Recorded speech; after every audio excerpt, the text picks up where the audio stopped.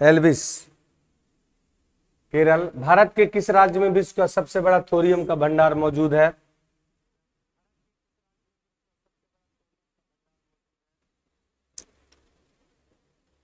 बताएं जरा। ब्रजेंद्र जी good evening भैया। संचित यादव बी लगा रहे हैं, नीलेश यादव ए, शीतल सिंह ए, विनीता पाल ए लगा रही हैं। बिल्कुल, जो लोग भी ए लगा रहे हैं इसमें उनका सही है, क्योंकि इसका सही आंसर क्या है? केरल ही है, केरल ही है। केरल इसका सही ऑप्शन होगा, सही होगा। अरे आदेश चतुर्वेदी जी डी असम। कैसे होगा भैया? असम में नहीं पाया जा रहा है। थोरियम का भंडार भारत में केरल में पाया जा रहा है। और केरल का जो तट है, देखें, ये जो केरल का तट है यानी कि मालाबार का तट है, मालाबार के तट में अयस्क रूप में पाया जा रहा है। और इसका अयस्क मोनोजाइट होता है। क्या होता है? मोनोजाइट होता है। और मोनोजाइट ये बालू के कणों में मिक्स रूप में पाया जाता है। इसलिए जो ये आपका थोरियम है केरल के तट पर पाया जाएगा। इसलिए इसका सही ऑप्शन क्या होगा? केरल ही होगा, डी। नरेंद्र जी गुड इवनिंग भैया। सोनू सिंह नमस्ते, नमस्ते। अगले प्रश्न की तरफ चलते हैं, इसको ध्यान देना। थोरियम भंडार कहां पर पाया जा रहा है? केरल में पाया जा रहा है ना। इसको एक बार उत्खनन करने का कोशिश किया गया इंदिरा गांधी की सरकार पर, लेकिन बगल में राम सेतु आ रहा था जो हमारे कन्याकुमारी के पास में था, राम सेतु, जिसके कारण उसको डिस्टर्ब होना था राम सेतु को। इस कारण लोगों ने इसका विरोध किया और इसको उत्खनन से मना कर दिया गया था। अगले प्रश्न की तरफ चलते हैं अपन और देखते हैं अगला प्रश्न क्या कह रहा है। दूसरा किस प्रश्न है भैया? भारत में चंदन की लकड़ी के लिए प्रसिद्ध राज्य है, तो इसमें अपन को लगाना होगा। बताएं जरा सभी लोग, सभी लोग बताएं।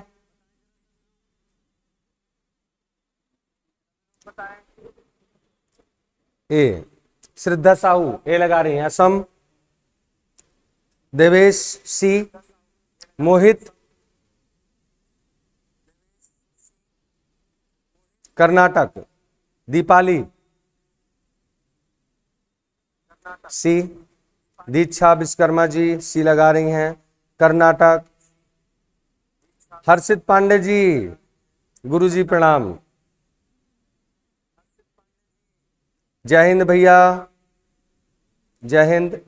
Nilesh Yadav B, Aadesh C is right answer. Brajendra C is right answer. Sanchit Sachin पंडित भी लगा रहे हैं। संजय तिवारी जी जुड़े हैं और दूसरे का सी लगा रहे हैं। जितने लोग भी इसमें भैया सी लगा रहे हैं उनका यहाँ सही आंसर है कर्नाटक। इसका क्या है? सही आंसर है ना। क्योंकि जो पश्चिम बंगाल है, पश्चिम बंगाल में भैया मैग्रोव वन पाए जा रहे हैं। क्या पाए जा रहे हैं? मैग्रोव वन पाए जा रहे हैं। केरल जो है, केरल में केरल के पास सोला नामक घास पाई जा रही है। क्या पाई जा रही है? सोला नामक घास पाई जा रही है ना। और जो कर्नाटक है, कर्नाटक में चंदन के वृक्ष पाए जा रहे हैं। अभी एक मूवी आई थी है ना, पुष्पा, और वो स्टाइल ऐसे करता है वो वाला। बाकी समझदार हैं आप लोग, झुकेगा नहीं, डेड डेड डैश, है ना। तो इसी पर आधारित वो मूवी बनी हुई थी। और वास्तव में ये कहानी है कर्नाटक के जंगलों की, जहां चंदन के शानदार मशहूर वृक्ष पाए जाते हैं, जो चंदन लाल चंदन कहलाते हैं, लाल लकड़ी का जो चंदन है। और उसी की तस्करी में पकड़ा गया था वीरप्पन, नाम ने सुना हो। वीरप्पन पर भी मूवी बन चुकी है। वीरप्पन को कैसे मारा गया, कैसे कैसे कर्नाटक, केरल और तमिलनाडु की पुलिस परेशान रही, उसी पर, उसी को टारगेट करके एक मूवी बनाई गई थी। अभी पुष्पा मूवी देख लीजिएगा, है ना। पुष्पा राज, झुकेगा नहीं, है ना, वही वाला। तो कर्नाटक इसका सही ऑप्शन होगा। जितने लोग भी सी लगाए हैं उसका। हाँ, आदेश चतुर्वेदी, पुष्पा नहीं भैया, पुष्पा। हाँ, सचिन पंडित, पुष्पा, पुष्पा, पुष्पा राज, है ना। चलो अगले प्रश्न की तरफ बढ़ते हैं। थोड़ा सा आज अपन समय को सीमित रखेंगे, क्वेश्चन ज्यादा करने हैं अपन को, है ना, बातें होती रहेंगी। अगले प्रश्न की तरफ चलते हैं और बताएं जरा, अगला प्रश्न आपकी स्क्रीन पर है, देखें जरा इसको। तीसरा प्रश्न, राष्ट्रीय वन अनुसंधान संस्थान कहां पर स्थित है? प्यारा क्वेश्चन है, सैकड़ों बार रिपीटेड क्वेश्चन है, कई सारे एग्जाम में पूछा जाता है ना, कि भाई राष्ट्रीय वन अनुसंधान संस्थान कहां पर है? तो ये भैया आपका देहरादून हो जाता है। कहां हो जाता है? देहरादून हो जाता है। तो जितना लोग भैया लगा रहे हैं इसमें डी नंबर, उनका सही होगा। मोहित कुमार देहरादून, बिल्कुल। संजय तिवारी डी, काजल सिंह डी, सब लगा रहे हैं, सही लगा रहे हैं, सब लोग सही लगा रहे हैं, बिल्कुल डी ही सही ऑप्शन होगा। अगले प्रश्न की तरफ चलते हैं। प्रश्न स्क्रीन पर है और 5 सेकंड का 10 सेकंड का समय मिलेगा, जल्दी से आप लोग कमेंट किया करिए, है ना। अगले प्रश्न की तरफ चलते हैं। ये क्वेश्चन आपकी स्क्रीन पर रहा, बताएं जरा, भूमध्य रेखा के निकट किस तरह के वन पाए जाते हैं?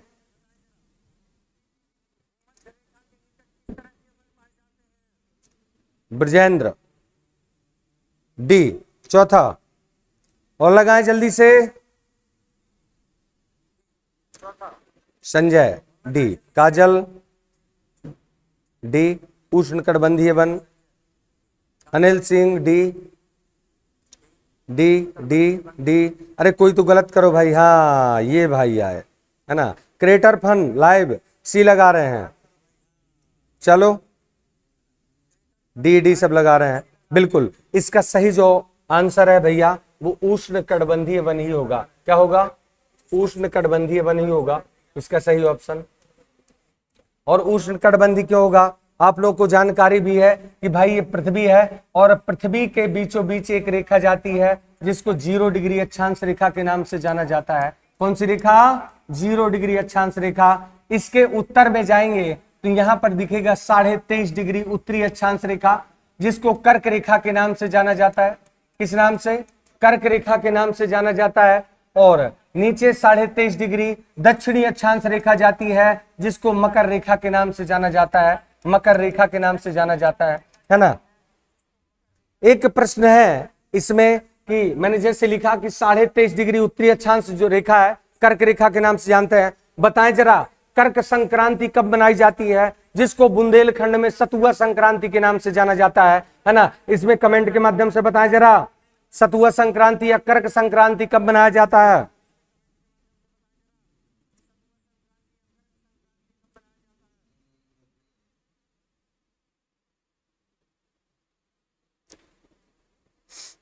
डी, अरे डी हमने बता ही दिया भाई, यही सही है। बुड़की सर जी बुड़की सतुआ संक्रांति नहीं है दोस्त, मकर संक्रांति होता है ना, बिल्कुल।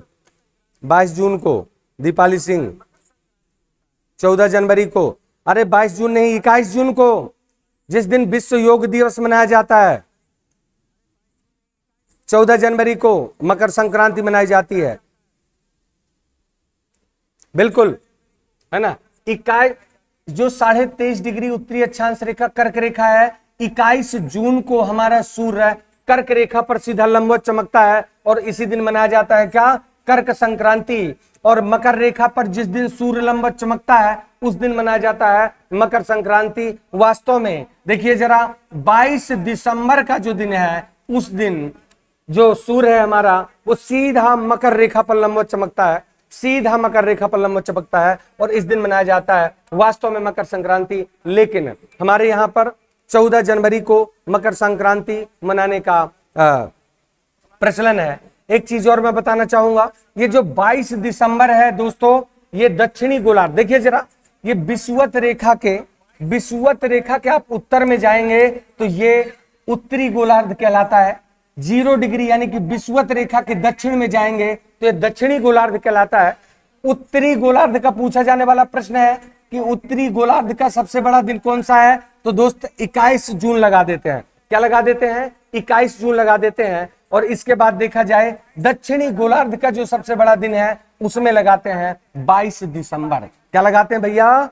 22 दिसंबर लगाया जाता है, बिल्कुल। आयुष राजपूत जी 21 जून को, बिल्कुल। मैं सबके कमेंट पढ़ रहा हूं, इधर देखे जरा, 22 दिसंबर को दक्षिणी गोलार्ध का सबसे बड़ा दिन होता है और 21 जून को उत्तरी गोलार्ध का सबसे बड़ा दिन होता है, लेकिन दोनों इसका उल्टा हो जाता है। जैसे क्वेश्चन आए बताइएगा कि मैं पूछूं कि उत्तरी गोलार्ध का सबसे छोटा दिन कौन सा है, तो कौन क्या लगाएंगे इसमें, बताइएगा आप लोग। उत्तरी गोलार्ध का सबसे छोटा दिन, उत्तरी गोलार्ध का सबसे छोटा दिन कौन सा होगा। और इसके बाद दूसरा क्वेश्चन इसमें पुटअप करेंगे कि भाई दक्षिणी गोलार्ध का सबसे छोटा दिन कौन सा होगा, सबसे छोटा दिन कौन सा होगा। अभी अपन ने बड़े देखे, अब अपन छोटे देखेंगे। बड़ा दिन देखा उत्तरी गोलार्ध का 21 जून और दक्षिणी गोलार्ध का सबसे बड़ा दिन 22 दिसंबर को हो जाता है। लेकिन यदि पूछा जाए कि उत्तरी गोलार्ध का सबसे छोटा दिन कौन सा है, तो सुनो, जो दक्षिणी गोलार्ध का सबसे बड़ा दिन है वही उत्तरी गोलार्ध का सबसे छोटा दिन होता है, और जो उत्तरी गोलार्ध का सबसे बड़ा दिन है वही दक्षिणी गोलार्ध का सबसे छोटा दिन हो जाता है। इसलिए सुनिएगा एक बार, उत्तरी गोलार्ध का सबसे बड़ा दिन 21 जून को, उत्तरी गोलार्ध का सबसे छोटा दिन 22 दिसंबर को, दक्षिणी गोलार्ध का सबसे बड़ा दिन 22 दिसंबर को और दक्षिणी गोलार्ध का सबसे छोटा दिन 21 जून को हो जाता है। उम्मीद करते हैं ये चीज आपको समझ में आई होगी, है ना। इसलिए हाँ, जो मैं बता रहा था भाई, क्वेश्चन से हम लोग थोड़ा सा हट गए। मैं ये बताना चाह रहा था कि देखो,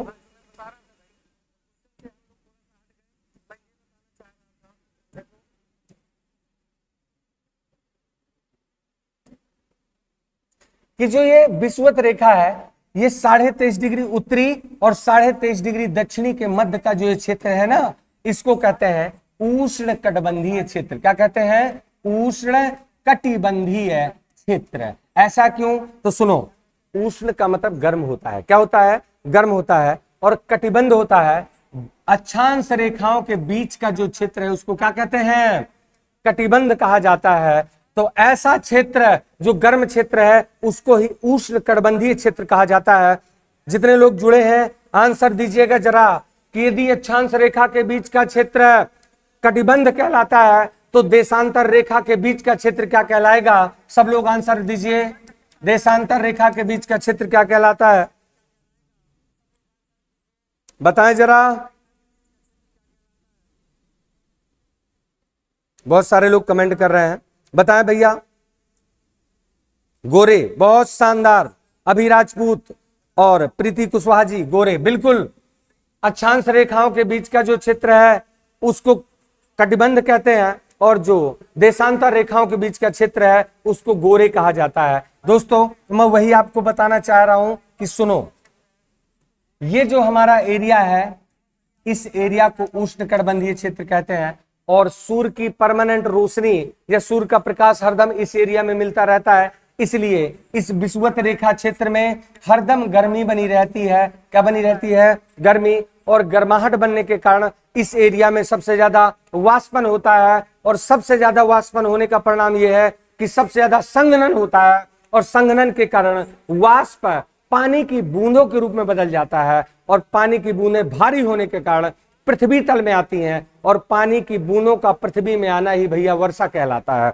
तो इस एरिया में सबसे ज्यादा वर्षा होती है। क्या होती है भैया, वर्षा होती है। और इस एरिया में वर्षा होने के कारण सबसे ज्यादा इसमें वनस्पति उगती हैं और जिस क्षेत्र में वनस्पति सबसे ज्यादा वर्षा और जिस क्षेत्र में वनस्पति उस क्षेत्र में ज्यादा जीव जंतु और जिस क्षेत्र में ज्यादा वनस्पति और जीव जंतु वह क्षेत्र जैव विविधता का क्षेत्र कहलाता है। कौन सा क्षेत्र कहलाता है, जैव विविधता का क्षेत्र कहलाता है। इसलिए और दूसरी बात, यहां पर जो वन पाए जाते हैं, जो वन पाए जाते हैं ये भैया होगा उष्ण कटिबंधीय वन लगाया जाएगा यहाँ पर। क्यों, क्योंकि 23.5 डिग्री उत्तरी और 23.5 डिग्री दक्षिणी के बीच जो वन पाए जाते हैं उष्ण कटिबंधीय क्षेत्र में पाए जाने वाले वन उष्ण कटिबंधीय वन कहलाते हैं। चलते हैं अगले प्रश्न की तरफ।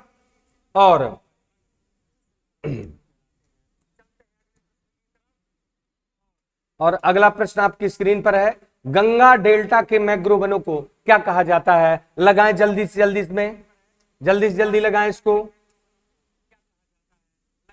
गंगा डेल्टा, गंगा डेल्टा कहने का मतलब है ब्रह्मपुत्र गंगा का जो डेल्टा है उस क्षेत्र में पाए जाने वाले मैंग्रोव वनों को क्या कहा जाता है, यह आपको लगाना है इसमें। मैंग्रोव वनों को क्या कहा जाता है, बताएं भैया, सब लोग बताएं जरा, बताएं भैया, सब लोग बताएं जरा।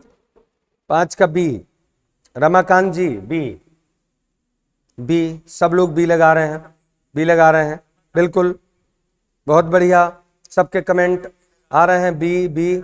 अरे कोई गलत करो भाई, ठीक है ना। इसका सही जो ऑप्शन है भैया वो सुंदरबन ही होगा। क्या होगा? सुंदरबन ही होगा। मैं बताना चाह रहा हूं कि ये जो मैग्रो वृक्ष है, दलदली भूमि में पाए जाने वाले वृक्ष हैं, दलदली भूमि में पाए जाने वाले वृक्ष हैं। और जो डेल्टाई क्षेत्र है वो दलदली एरिया ही होता है। कैसा एरिया? दलदली एरिया होता है। चूंकि समुद्र के किनारे होते हैं, समुद्र का पानी खारा होता है, इसलिए इनको खारीय वृक्ष के नाम से भी जाना जाता है मैग्रो वृक्षों को। दोस्तों, मैग्रो वन या मैग्रो वृक्षों की एक प्रजाति होती है जिसको सुंदरी कहते हैं। क्या कहते हैं? सुंदरी कहते हैं। जैसे आप पतझड़ वाले वनों में देखेंगे, नीम का पेड़ है, सागौन है, शीशम है ना, आपका पीपल का वृक्ष है, ये सारे वृक्ष हैं। ऐसे ही जो आपका ये मैग्रो वृक्ष है, उनमें से एक वृक्ष होता है सुंदरी। और हमारे सुंदरबन डेल्टा क्षेत्र में सुंदरी नामक वृक्ष जमकर अच्छा खासा पाया जाता है। इसलिए गंगा ब्रह्मपुत्र के डेल्टा को सुंदरबन डेल्टा कह दिया जाता है। क्या कह दिया जाता है? सुंदरबन डेल्टा कह दिया जाता है। इसलिए दोस्तों इसका सही ऑप्शन क्या होगा? सुंदरबन, सुंदरबन होगा, है ना।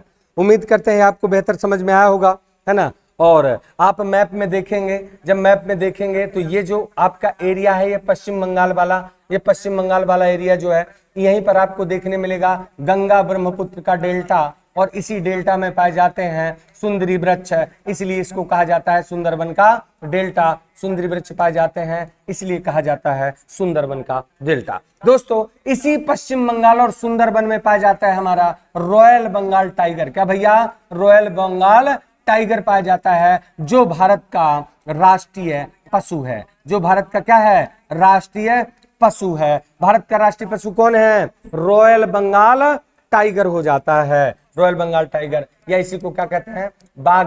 बाघ के नाम से दे दिया जाता है। बाघ तो है, लेकिन कौन सा बाघ है? तो फिर आएगा रॉयल बंगाल टाइगर या बंगाल टाइगर कहा जाता है ना। चलते हैं अगले प्रश्न की तरफ। और अगला प्रश्न ये रहा आपकी स्क्रीन पर। जल्द से जल्द इसका सही आंसर लगाएं। बहुत शानदार इतिहास से क्वेश्चन पूछा गया है। छठवां क्वेश्चन हिस्ट्री से है, इतिहास से है। जल्द से जल्द इसमें लगाएं, कौन सा सही होगा? सब लोग कमेंट करें जरा। सी चंद्रशेखर, सी अजय राजपूत, बी लखन सैनी, राम राम जी, राम राम। सिकंदर की सेना ने किस नदी को पार करने से इनकार कर दिया था? बताएं जरा भैया सब लोग, है ना। 6 का सी लगा रहे हैं, सी लगा रहे हैं, बिल्कुल। इसका जो सही ऑप्शन होगा भैया डी लगा रहे हैं, संचित यादव जी डी लगा रहे हैं। इसका जो सही आंसर है वो ब्यास नदी ही होगा। क्या होगा भैया? ब्यास नदी ही होगा। क्यों? क्योंकि जो सिकंदर है वो सिंधु नदी को पार कर चुका है। किसको पार कर चुका है? सिंधु नदी को। दूसरी बात है, सिंधु नदी के बाद जो एक नदी है वो हो जाती है झेलम नदी। कौन सी भैया? झेलम नदी हो जाती है। और झेलम और सिंधु नदी, इसके बाद हो जाती है आपकी ये रावी हो गई, ये आपकी ब्यास हो जाती है। ब्यास हो जाती है जो आपका हिमाचल प्रदेश के ब्यास कुंड से निकलती है। इसके बाद एक नदी निकलती है जिसको सतलज नदी के नाम से जानते हैं। ये जो ब्यास नदी है सतलज की सहायक नदी है। और जहां पर ब्यास नदी सतलज से मिलती है वो क्षेत्र कहलाता है हरिके बैराज क्षेत्र। क्या कहलाता है? हरिके बैराज क्षेत्र कहलाता है, याद रखिएगा। और इसी हरिके बैराज क्षेत्र से एक नहर निकाली गई है, शायद आपको जानकारी हो, जिसको इंदिरा गांधी नहर के नाम से जाना जाता है। और ये इंदिरा गांधी नहर जो है विश्व की सबसे बड़ी नहर सिंचाई परियोजना के अंतर्गत आता है। तो भैया इधर देखिएगा कि ये आपका ये झेलम नदी, ऊपर से सिंधु नदी गई, ये आपकी झेलम नदी गई, और झेलम के बाद ये रावी वगैरह ब्यास नदी गई, और ये सतलज नदी गई। हमारा जो क्वेश्चन है वो ब्यास नदी को टारगेट कर रहा है। किसको कर रहा है? ब्यास नदी को टारगेट कर रहा है, क्योंकि इसका सही आंसर क्या है? ब्यास नदी है। सिकंदर की सेना ब्यास नदी को पार नहीं कर पाई थी, बाकी नदियों को पार कर गई थी। ये है झेलम नदी। और झेलम तो सिकंदर के लिए प्रसिद्ध भी है, क्योंकि एक क्वेश्चन पूछा जाता है झेलम का युद्ध किसके किसके बीच हुआ था। झेलम का पुराना नाम जो है बितास्ता है। क्या भैया? बितास्ता हो जाता है। झेलम को यूनानी भाषा में हाइडे स्पीच कहा जाता है। क्या कहा जाता है? हाइडे स्पीच कहा जाता है। इस नदी के तट पर हमारा जो पुरु राजवंश का राजा है पोरस, और जो यूनान का विजेता है सिकंदर, उनके बीच युद्ध हुआ था। और इस युद्ध को कहा गया था झेलम का युद्ध है, बितास्ता का युद्ध है, या हाइडे स्पीच का युद्ध है। यह युद्ध 326 ईसा पूर्व में लड़ा गया था। किसके किसके बीच? सिकंदर और पोरस के बीच लड़ा गया था। कहां पर लड़ा गया था? तो एक स्थान आता है कर्री। क्या नाम आता है? कर्री आता है। तो कर्री नामक स्थान पर लड़ा गया था, जो कर्री नामक स्थान हाइडेस्पीस नदी यानी कि झेलम नदी के किनारे पड़ता है। इसलिए इस युद्ध को कर्री का युद्ध भी कहा जाता है। कई बार क्वेश्चन पूछा गया कर्री का युद्ध किसके बीच लड़ा गया? आप लगाएंगे सिकंदर और पोरस के बीच। सिकंदर और पोरस के बीच लड़ा गया था। कब लड़ा गया था? 326 ईसा पूर्व में लड़ा गया था, जिसके बाद ही सिकंदर आगे बढ़ पाया। और सिकंदर ऐसे नदियों को पार करता हुआ ब्यास नदी के तट पर आया। तब तक ब्यास नदी में बाढ़ आ चुकी थी। सिकंदर की सेनाएं लड़ लड़कर पस्त पड़ गई थी, यानी कि थक चुकी थी। और सिकंदर की सेना ने ब्यास नदी को पार करने से मना कर दिया, है ना। बिल्कुल सिकंदर और बिल्कुल पुरु राजवंश का राजा है पोरस, और उसके बीच युद्ध हुआ था, है ना। तो इसका सही ऑप्शन भैया हो जाएगा क्या? ब्यास नदी इसका सही ऑप्शन होगा। जिसने भी ब्यास नदी लगाया है उसका 100% सत्य है ब्यास नदी। दोस्तों चलते हैं अगले प्रश्न की तरफ, और अगला प्रश्न क्या कह रहा है उस पर चर्चा करते हैं। क्वेश्चन 7वां है, और यह कह रहा है सामाजिक क्षेत्र में लॉर्ड विलियम बेटिंग का सबसे महत्वपूर्ण सुधार कौन सा था? तो विलियम बेटिंग से फेमस क्वेश्चन है, प्रसिद्ध क्वेश्चन है, कई बार एग्जाम में आ चुका है। सती प्रथा पर प्रतिबंध हो जाता है। क्या हो जाता है? सती प्रथा पर प्रतिबंध हो जाता है ना। नेहा सिंह अभी लगा रही है। पोरस और सिकंदर जा चुका है, क्वेश्चन जा चुका है, नया क्वेश्चन आ गया। सती प्रथा पर प्रतिबंध है। और इसी के मैं आपको बताऊं, राजा राम मोहन राय विदेश से आए थे। राजा राम मोहन राय, और राजा राम मोहन राय की जो सगी भाभी हैं, उनको राजा राम मोहन राय की आंखों के सामने ही चिता पर झोंक दिया गया था, जिससे राजा राम मोहन राय ने एक प्रण लिया कि मैं भारत से सती प्रथा को मिटाकर रहूंगा। और अंग्रेजों और राजा राम मोहन राय के पूरे सहायता से, सपोर्ट से इसको क्या किया गया? अंजाम दिया गया। इसलिए इसका सही ऑप्शन क्या होगा? सती प्रथा पर प्रतिबंध हो जाएगा। सती प्रथा पर प्रतिबंध हो जाएगा। दीपेंद्र यादव जी राम राम भैया। दीपेंद्र जी, है ना। सिकंदर और पोरस के बीच युद्ध हुआ था। बिल्कुल अजय राजपूत जी, थोड़ा सा आप लेट कमेंट कर रहे हैं। समय कम है, क्वेश्चन ज्यादा करने हैं, और मैं ज्यादा से ज्यादा आपसे 15 मिनट का समय लूंगा। क्वेश्चन अगले प्रश्न की तरफ चलते हैं, और ये प्रश्न आपकी स्क्रीन पर रहेगा। रंगपुर का उत्खनन किसके नेतृत्व में हुआ था? रंगपुर का उत्खनन लगाए जल्दी से सभी लोग। पूछा गया क्वेश्चन है, सारे कहीं ना कहीं पूछे गए क्वेश्चन है, यानी कि संभावना है। आप लोग बताएंगे इसको। सर डबल आवाज आ रहा है। अच्छा, कोई बात नहीं, हम दो बार बोल रहे हैं ना, इसलिए डबल आवाज आ रहा है। आप सिंगल बार बोलेंगे, है ना। हाँ ठीक है। B number SR Rao, Rangpur. Anil Singh D, B. Nilesh Yadav B. MS Vats B number. Narendra ji D लगा रहे हैं, है ना। बिल्कुल सर, ये तो बिल्कुल भी पता नहीं है। रमाकांत कुशवाहा, मोहित कुमार MS वत्स लगा रहे हैं। अनिल सिंह बी। पूजा जी डी लगा रही हैं। मुजम्मिल जी बी लगा रहे हैं। बिल्कुल जो लोग भी भैया इसमें डी MS वत्स लगा रहे हैं, है ना, इसमें भैया SR राव हो जाएगा। क्या होगा? जो बी लगा रहे हैं, बी इसका सही ऑप्शन होगा। बी इसका सही ऑप्शन होगा, SR राव हो जाएगा आंसर।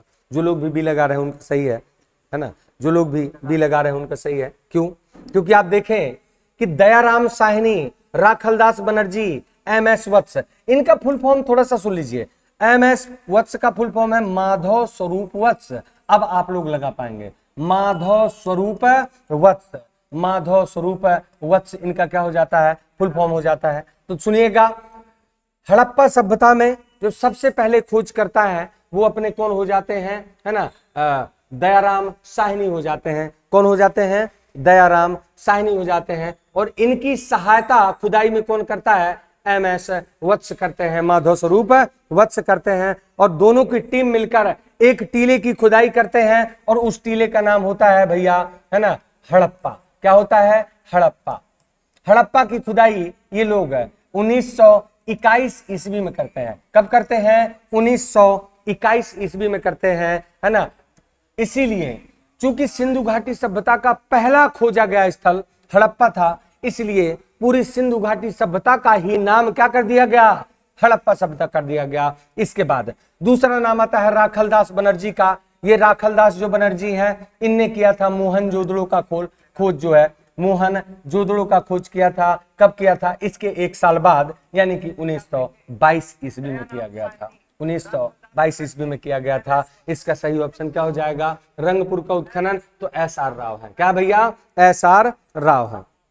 जितना लोग भी इसमें बी लगा रहे थे उनका सही है। चलते हैं अगले प्रश्न की तरफ, और ये रहा अगला प्रश्न आपकी स्क्रीन पर, है ना।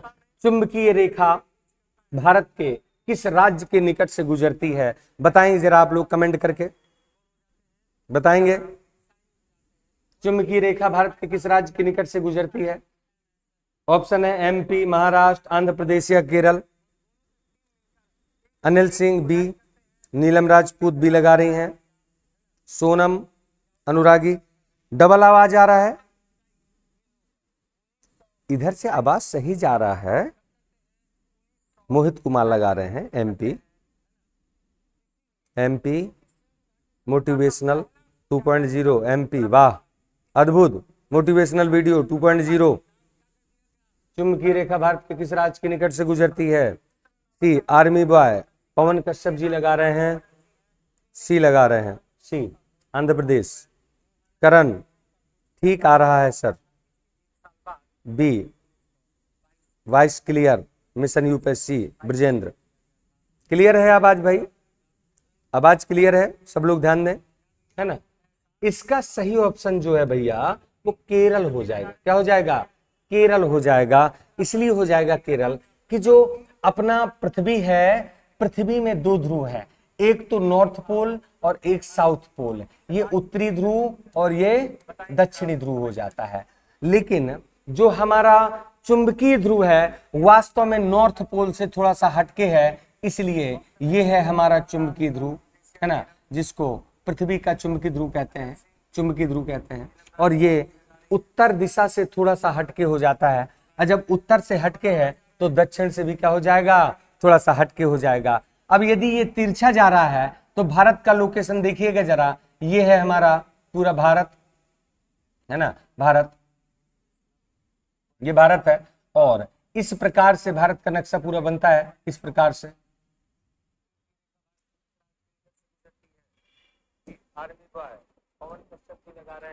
इस प्रकार से भारत का नक्शा बनता है, मैं बता रहा हूं आपको, ये है। और ये रेखा जो है चुंबकीय रेखा तिरछी जाती है, और तिरछे जाने के बाद आप देखेंगे कि भारत का जब नक्शा बनाएंगे इस प्रकार से, तो ये जो केरल है, केरल इसके सबसे नजदीक आ जाता है जियोग्राफिकल लाइन में, क्योंकि जो पृथ्वी है वो थोड़ा सा गोल है, इसलिए केरल का पार्ट सबसे नजदीक आ जाता है। इसलिए भैया इसका सही ऑप्शन क्या हो जाएगा, केरल हो जाएगा। क्या हो जाएगा, केरल हो जाएगा। और इसी चुंबकीय रेखा को ध्यान में रख करके ही आप देखेंगे मना करते हैं, क्योंकि यहाँ पर चुंबकीय रेखा, चुंबकीय ध्रुव पाया जाता है, और चुंबक जो है उत्तरी ध्रुव, हमारे माइंड में भी चार्जेबल ये कह दें चुंबकीय आवेश बनते हैं। तो ये जो उत्तरी ध्रुव है हमारे माइंड को क्या करता है, ऑब्जर्व करने का कोशिश करता है। इधर बहुत बड़ा कह दो चुंबक लगा है, और चुंबक है तो खींचेगा ना, माइंड को खींचेगा, तो ऐसा माना जाता है कि माइंड में स्ट्रेस रहता है ना, आपका जो माइंड है कमजोर बन जाता है, इससे कुछ याद नहीं रहता, बहुत सारी समस्याएं पैदा होने लगती हैं। क्यों? क्योंकि ये चुंबकीय ध्रुव खिंचाव पैदा करता है इंसान के माइंड से, है ना। इसलिए हमेशा आप देखो कि उत्तर दक्षिण दिशा में लेटने से मना किया जाता है कि आप लोग उत्तर की ओर सर रख के या सर करके ना सोए। लेकिन जब व्यक्ति मृत हो जाता है तो उस व्यक्ति को हमेशा उत्तर दक्षिण दिशा में ही लिटाया जाता है। उसका कारण यह है कि जो भी माइंड में इसकी चुंबकीय शक्तियां बची हुई हैं वो उत्तरी ध्रुव अपनी ओर क्या कर ले, खींच ले, और इस प्रकार मृत व्यक्ति को उत्तर दक्षिण दिशा में लिटाया जाता है ना। जब चिता में लिटाएंगे तब भी उत्तर दक्षिण दिशा में, और मृत होने के बाद आप देखते हैं कि हमारे क्षेत्र में बुंदेलखंड में गोबर लीप के कांसा बिछा करके उसके ऊपर लिटाया जाता है। इसका ये कारण है कि जो भी इसके माइंड में चुंबकीय शक्तियां बची हो, याददाश्त बची हो, क्योंकि माइंड कुछ समय तक काम करता रहता है, और लिटाने के बाद जो उत्तरी ध्रुव है, चुंबकीय ध्रुव, वो इसको पूरी तरीके से क्या कर लेता है, खींच लेता है, और माइंड जो है सुषुप्त अवस्था में चला जाता है, सुषुप्त अवस्था में चला जाता है। तो इसको आप लोग ध्यान रखिएगा। इसका सही ऑप्शन क्या होगा भैया, केरल होगा। एक क्वेश्चन और होगा 9वां के बाद 10वें क्वेश्चन पर चलते हैं, और 10वां क्वेश्चन क्या कह रहा है सुनिएगा। माजुली नदी द्वीप स्थित है। शानदार क्वेश्चन। अभी कुछ दिन पहले वीडियो का जो एग्जाम हुआ था उसमें माजुली नदी द्वीप से क्वेश्चन पूछा गया था, तो इस पर ध्यान दीजिए थोड़ा सा और लगाइए कौन सा सही होगा। मोहित कुमार सर आवाज नहीं आ रही सर आवाज डबल आ रहा है। मोहित भाई लाइक करें सभी लोग। कौन कर रहा है? सी, बी, सी लगा रहे हैं ऑप्शन, सी लगा रहे हैं ऑप्शन सब लोग। ब्रह्मपुत्र नदी, ब्रह्मपुत्र नदी, बिल्कुल भैया। और इसका सही ऑप्शन क्या होगा? ब्रह्मपुत्र नदी ही हो जाता है। क्या हो जाता है? ब्रह्मपुत्र नदी ही हो जाता है इसका सही ऑप्शन, है ना। क्यों? क्योंकि माजुली नदी द्वीप कहाँ स्थित है? ब्रह्मपुत्र नदी घाटी या ब्रह्मपुत्र क्षेत्र में स्थित है। बिल्कुल ब्रह्मपुत्र नदी, मोहित कुमार, है ना। आप देखेंगे कि ये भारत का जो क्षेत्र है, ये भारत का जो क्षेत्र है इस साइड से निकलती है ये ब्रह्मपुत्र नदी। मैं आपको स्ट्रक्चर बनाकर दिखा रहा हूं, थोड़ा सा इसको देखिएगा, है ना। यहां से निकल करके ब्रह्मपुत्र नदी और आगे बहती हुई अरुणाचल प्रदेश में दक्षिण की ओर मुड़ जाती है। अरुणाचल प्रदेश में दक्षिण की ओर मुड़ जाती है यह नदी।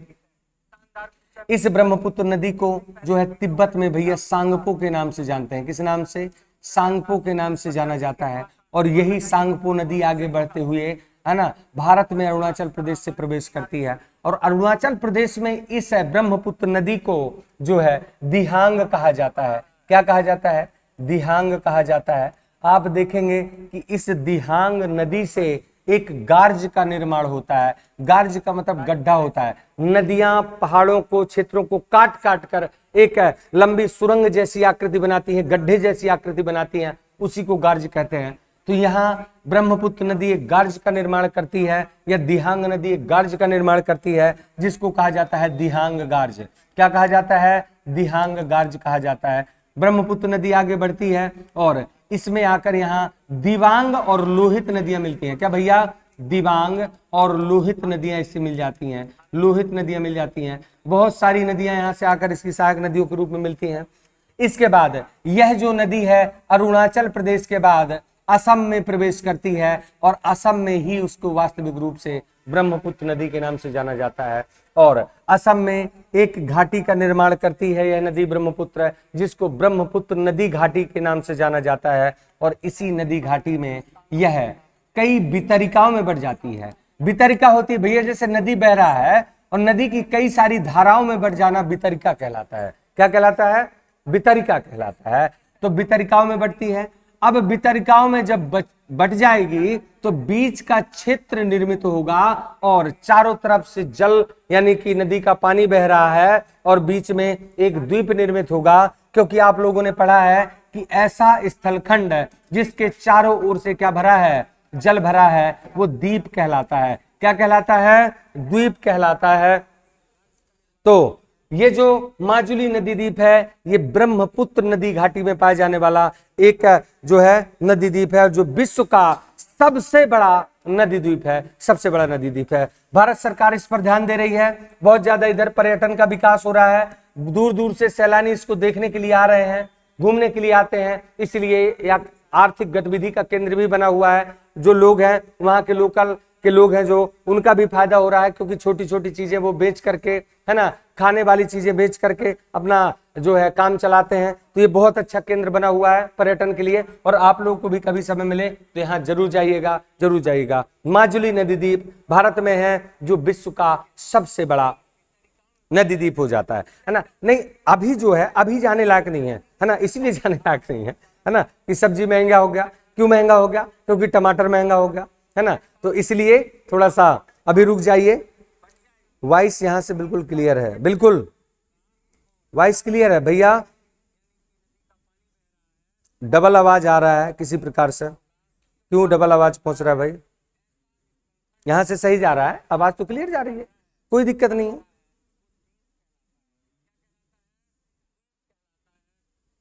सही जा रहा है आवाज भैया, कोई दिक्कत नहीं है। यहां से स्माइली बॉय लेट हो गए, कोई बात नहीं, कोई बात नहीं, ये क्लास हम फिट करवा देंगे, देख लेना। 10 क्वेश्चन पर हमने बात किया है। हाँ, अभी नहीं जाना, अभी जाने लायक नहीं है, चूंकि एक तो बरसात का मौसम है और बगल से मेघालय लगा हुआ है, और मेघालय में इस समय पर सबसे ज्यादा बारिश होती है, क्योंकि मेघालय में जो पहाड़ी है, गारो, खासी, जयंतिया पहाड़ी, खासी पहाड़ी पर चेरापूंजी और मौसिम राम नामक स्थान है, जो विश्व का सबसे ज्यादा वर्षा वाला स्थान हो जाता है। बहुत ज्यादा वर्षा होती है, इसलिए अभी जाने लायक नहीं है। और मैं पहले भी बता चुका हूँ, सारी चीजें महंगी है, टमाटर वमाटर महंगा है, चटनी वटनी खाने को नहीं मिलेगा, टेस्ट वेस्ट नहीं आएगा, इसलिए अपने क्षेत्र पर बने रहिए, है ना। अभी वहां जाने का कोई अस्तित्व नहीं है। दो ही चीजें तो इस टाइम पे चल रही है ट्रेंडिंग में, एक तो टमाटर चल रहा है और एक हमारी वो एसडीएम साहिबा चल रही थी, है ना। सब लोग उनसे परिचित हो गए, किस प्रकार का कहानी हुआ है। बेचारा सुनने में आया है कि अच्छा खासा पढ़ाया बढ़ाया, है ना, और पढ़ा बढ़ा के एसडीएम बना दिया, और इस प्रकार की कहानी हुई। खैर, जो हुआ सो हुआ, होने वाली चीजें बहुत सारी, पर डे कोई ना कोई घटनाएं घटती हैं, लेकिन होता यह है कि इंसान एक बार गलतियां कर जाता है, लेकिन उसको जिंदगी भर पछतावा बना रहता है। अपने आप में तो ठीक किया, उनके अनुसार वो सही है, लेकिन समाज में भ्रांतियां फैला गई। जो हमारा समाज है उसमें बहुत सारी भ्रांतियां फैल गई कि महिलाओं को अब इस तरीके से पढ़ाना उचित नहीं है। आप देख रहे हैं कि यूट्यूब पर, सोशल मीडिया पे बहुत सारे मेम्स बना बना के, रील बना बना के डाला जा रहा है कि भैया जो अपनी पत्नी को आईएएस का तैयारी करवा रहा है, सिविल का तैयारी करवा रहा है, वो वापस बुला रहा है ना, वापस बुला रहा है। दूसरी बात है ना, अब कोई भी चाहेगा नहीं कि उसकी पत्नी क्या करे, है ना, सिविल का कोई जाकर बाहर तैयारी करे। तो कुल मिला के भ्रांतियां फैल गई हैं समाज में कि इस प्रकार की घटनाएं भी होती हैं, है ना। तो उनका तो ठीक है, जैसा भी उनने किया उनका तो ठीक है, कुछ नहीं है, लेकिन अन्य लोगों का जो है उनका रास्ता बंद कर दिया है। और जो भी हो, जो भी इस प्रकार का कृत्य करता है, बाद में उसको पछतावा तो कहीं ना कहीं होता ही है, और समाज में उसके बारे में तरह तरह की बातें होती हैं, सब चीज को झेलना पड़ता है ना। तो वही मैं कह रहा हूं कि दो ही चीजें ट्रेंडिंग में चल रही हैं। तो भैया आज के लिए इतना ही, 10 ही क्वेश्चन करते हैं, समय ज्यादा हो रहा है, और आधा घंटा का मैंने सोचा था कि आधा घंटा का क्लास रहेगा, पर डे रहेगी क्लास, पर डे रहेगी, और शेड्यूल बनाएंगे और फास्ट आपका रिवीजन करवाया जाए। और कोशिश ये कर रहे हैं कि जल्द